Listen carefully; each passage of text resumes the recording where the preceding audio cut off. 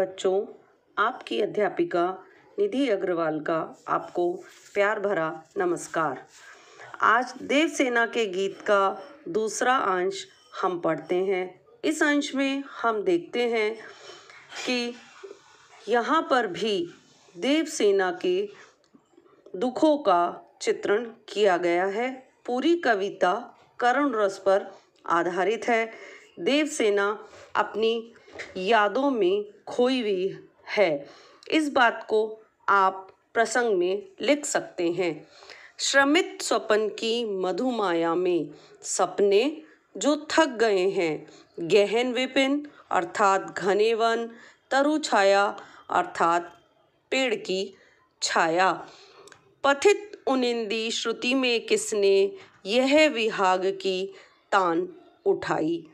तो कवि यहाँ बता रहे हैं कि देवसेना अपने बीते हुए कल को याद करती हुई कहती है, वह अपने प्रेम को पाने के लिए अनेक प्रयत्न कर चुकी है और उसमें वह असफल रही है। तो आज वही प्रेमी अचानक उसके आगे आकर प्रणय निवेदन कर रहा है।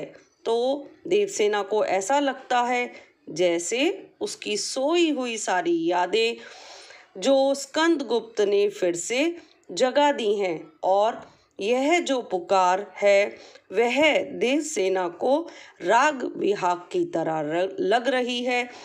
यह राग विहाग जो मध्य रात्रि के समय गाया जाता है।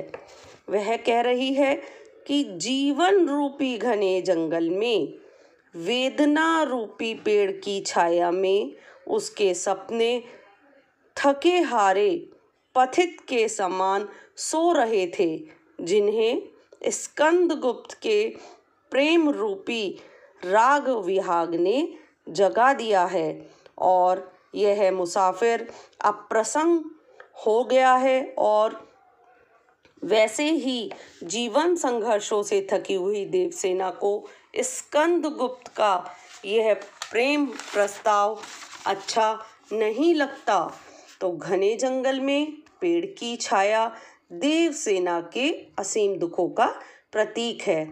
इस अंश में हम देखते हैं कि लगी सतृष्ट दीठ थी सबकी, अर्थात तृष्णा के साथ सबकी दृष्टि रही, बचाए फिरती कब की मेरी आशा आहा बावली, तूने खो दी सकल कमाई।